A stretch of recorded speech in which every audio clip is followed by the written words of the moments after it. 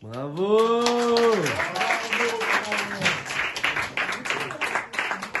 Traduction, Nima. Traduction.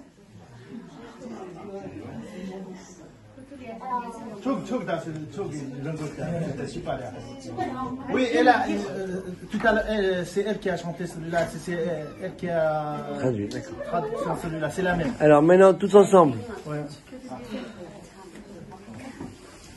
Tous ensemble. Tous ensemble.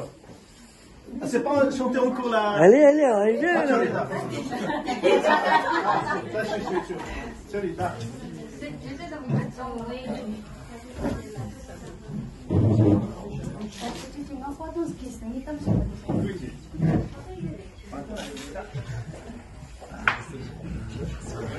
Non, mais c'est trop long.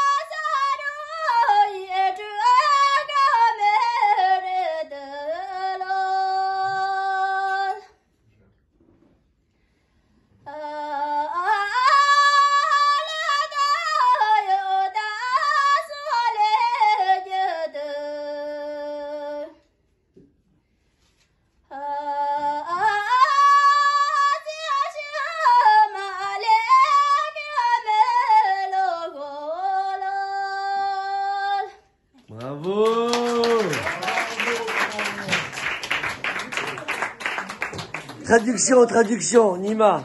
Traduction.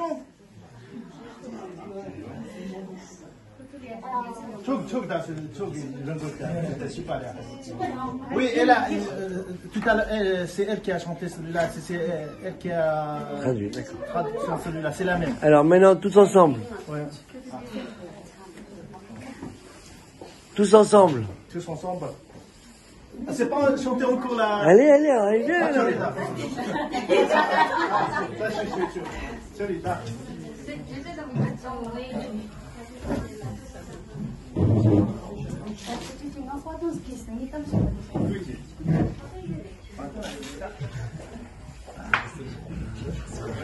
Non, mais c'est trop long.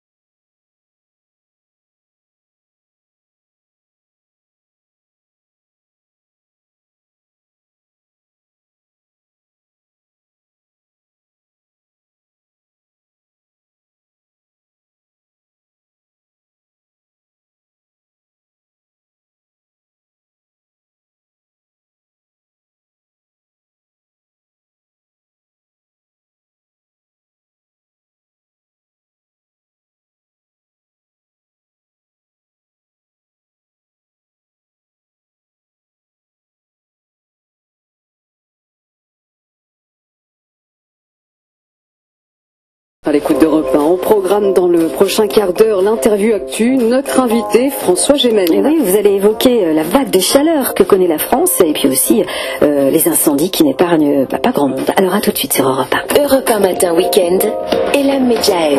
Soyez les bienvenus sur Europe 1, il est 8h13 et on ouvre nos micros à l'invité de la matinale week-end, Elam. Canicule en France, incendie en Espagne, au Canada, sur l'île d'Hawaï. Comment expliquer ces phénomènes? Devons-nous nous adapter à présent à des températures records dans les prochaines années? On en parle avec François Gémen. Bonjour François. Bonjour. Alors vous êtes entre autres chercheur au CNRS, enseignant à Sciences Po et à la Sorbonne, auteur principal pour le GIEC. Comment expliquer cet épisode de forte chaleur que connaît une partie de la France? On peut parler d'un phénomène rare en cette période? Oui, mais qui va le devenir de moins en moins. On sait qu'un des effets du changement climatique, ça va être d'augmenter à la fois la fréquence et l'intensité de ces phénomènes extrêmes, notamment les vagues de chaleur, qui vont aussi s'étendre sur des périodes plus longues, et donc à l'avenir, on ne pourra pas exclure d'avoir des vagues de chaleur dès le printemps et jusqu'à l'automne. On doit désormais s'y habituer. Comment? Ça veut dire qu'il faut d'abord, je crois, prendre conscience de notre vulnérabilité. Pendant très longtemps, on s'est imaginé immunisé, invulnérable face aux impacts du changement climatique. Il me semble que la première étape de l'adaptation, c'est de prendre compte de notre propre vulnérabilité. Et puis alors, il y a un chantier gigantesque qu'on appelle l'adaptation. Il va falloir à la fois mener des travaux d'infrastructure, développer des systèmes d'alerte précoce et de prévention. Il va également falloir modifier sans doute certaines activités économiques, ou en tout cas les horaires de certaines activités économiques.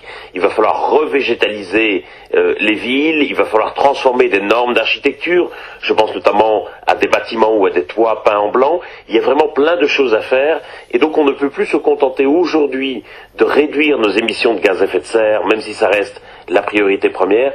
Il va également falloir nous adapter aux impacts du changement climatique. Il va falloir éviter ce qui serait ingérable, mais aussi gérer ce qui est d'ores et déjà inévitable. Alors de fortes températures sur une bonne partie de l'Europe en ce moment. Juillet a même été le mois le plus chaud sur Terre. Vous êtes pessimiste pour la suite?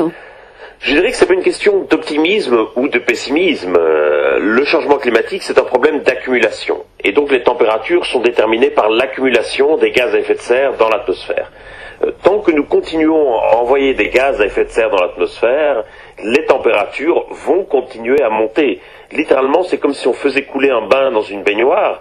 Tant qu'il y a de l'eau qui coule du robinet, le niveau de l'eau augmente et nous allons battre des records de chaleur sur records de chaleur.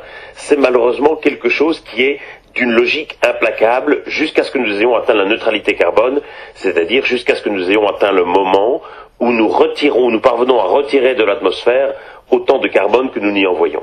Avec des régions en Europe devenues irrespirables, on peut s'attendre, François Gémen, à voir le phénomène de migration climatique toucher le vieux continent dans les prochaines années? En réalité, c'est déjà le cas, mais nous refusons de le voir.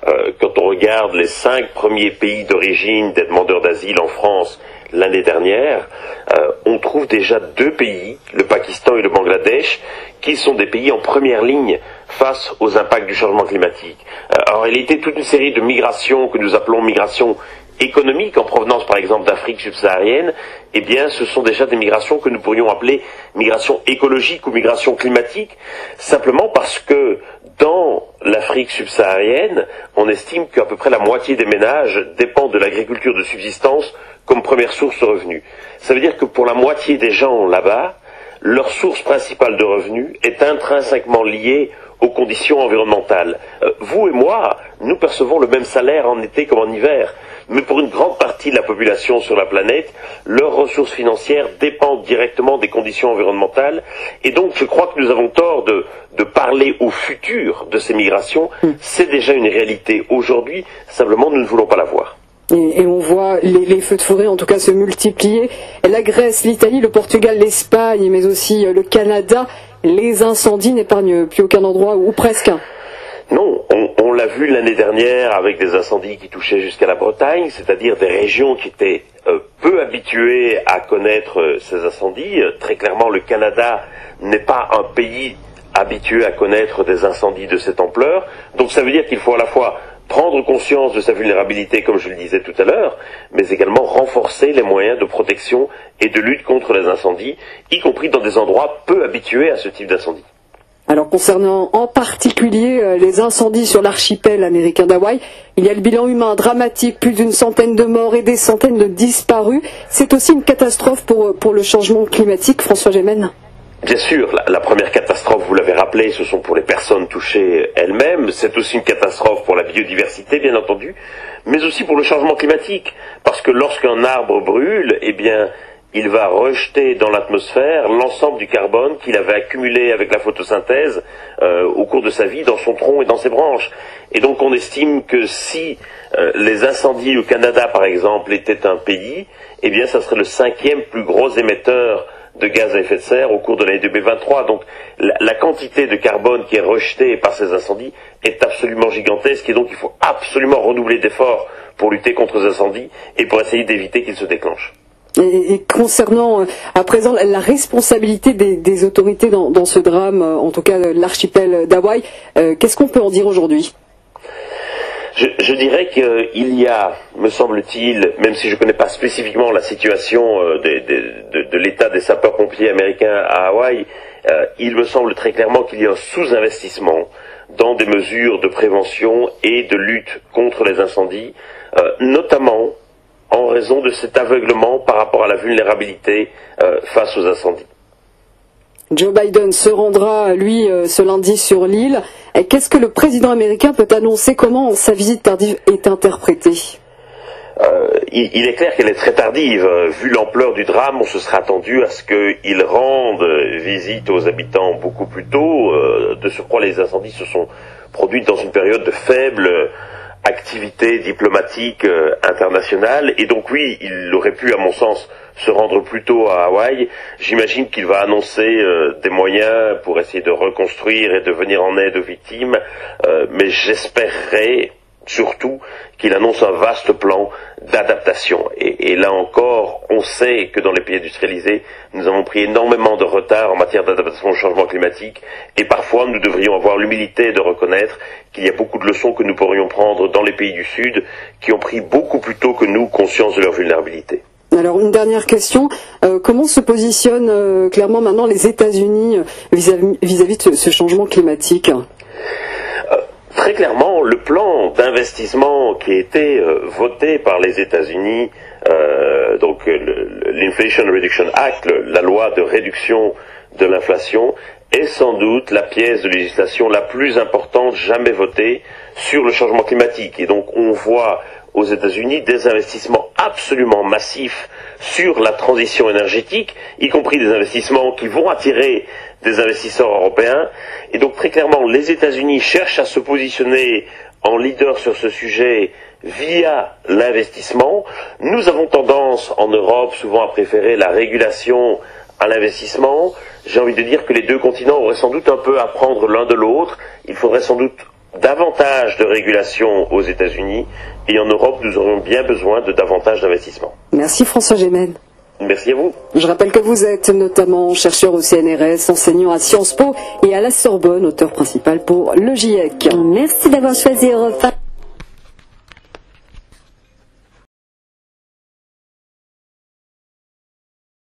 Le futur, ça me fait pas rire du tout.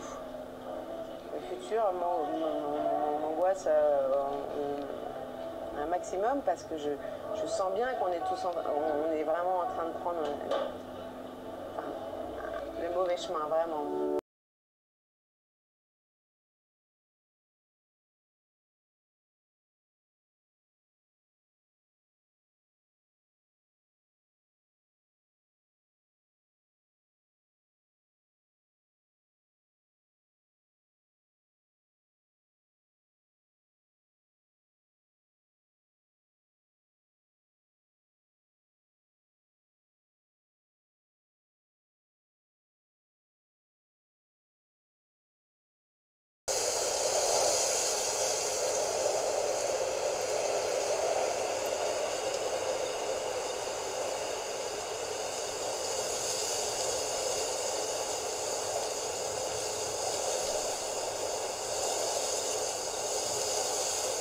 Dernière montée qui est assez dure, et puis quand on est arrivé en haut et qu'il s'est mis à neiger, enfin, tout a été fait sous un temps extraordinaire, ciel bleu et tout, et arriver sur ce passage avec le col de Tara, le point culminant, celui où tu vas passer dans une nouvelle vie, tempête de neige et dans une marée de drapeaux à prière.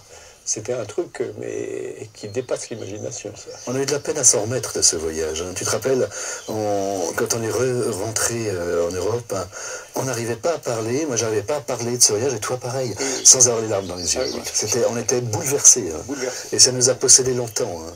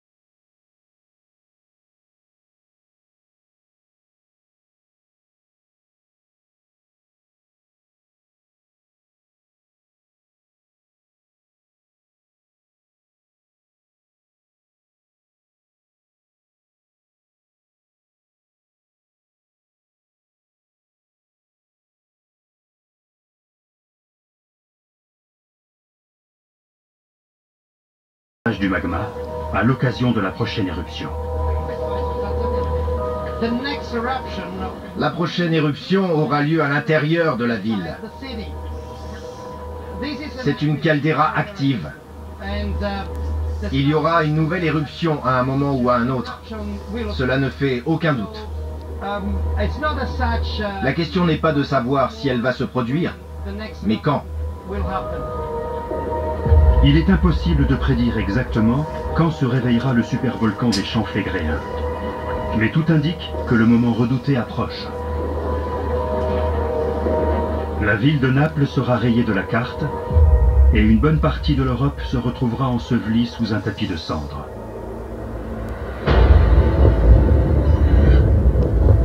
Depuis l'apparition de l'homme moderne, aucun des 18 supervolcans de la planète n'a connu d'éruption.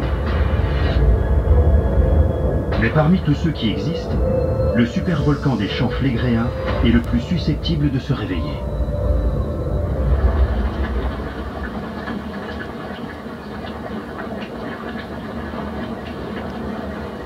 Les autorités italiennes ont conçu un plan pour évacuer les 2 millions d'habitants de la zone. Ce ne sera pas chose facile quand on voit la densité urbaine de Naples. Mais les effets dévastateurs seraient ressentis sur une bonne partie de la planète qui se retrouverait plongée dans un hiver polaire.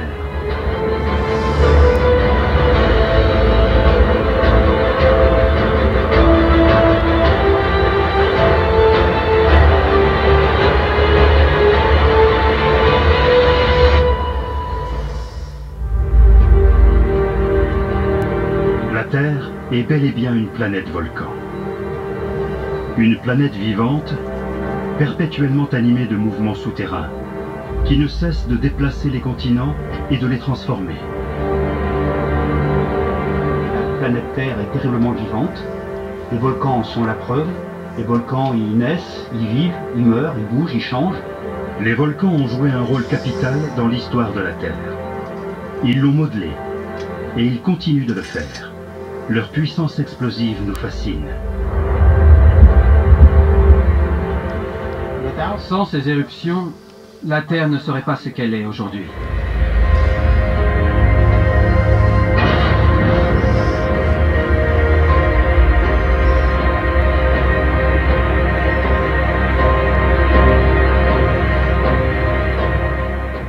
Les volcans ont des pouvoirs très destructeurs, mais aussi très bénéfiques.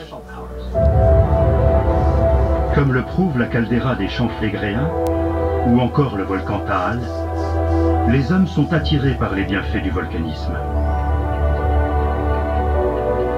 Nous avons besoin des volcans pour fertiliser les sols. Nous existons grâce aux volcans. C'est vrai que pour nous les humains, on voit l'aspect destructeur, on voit l'aspect catastrophique, mais on oublie souvent le côté positif, bienfaisant des volcans. Le paradoxe est que les profondeurs de la Terre recèlent de l'énergie et des bienfaits pour de nombreuses formes de vie. Des éléments minéraux qui fertilisent les terres pour nourrir les populations. Des sites hydrothermaux qui permettent à la vie de s'installer dans les grandes profondeurs de l'océan, en raison des gaz, des minéraux et de la chaleur.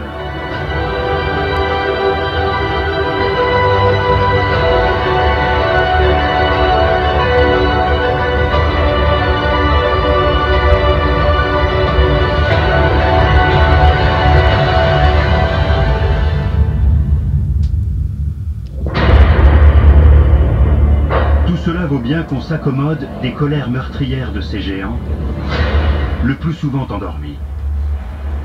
La science se bat pour parfaire sa connaissance de tous les processus volcaniques et pour optimiser les outils d'alerte. Grâce à elle, de nombreuses vies pourront être sauvées. Il faut savoir rester modeste, c'est-à-dire qu'entre un humain et un volcan, c'est comme on dirait en judo, on ne tire pas dans la même catégorie.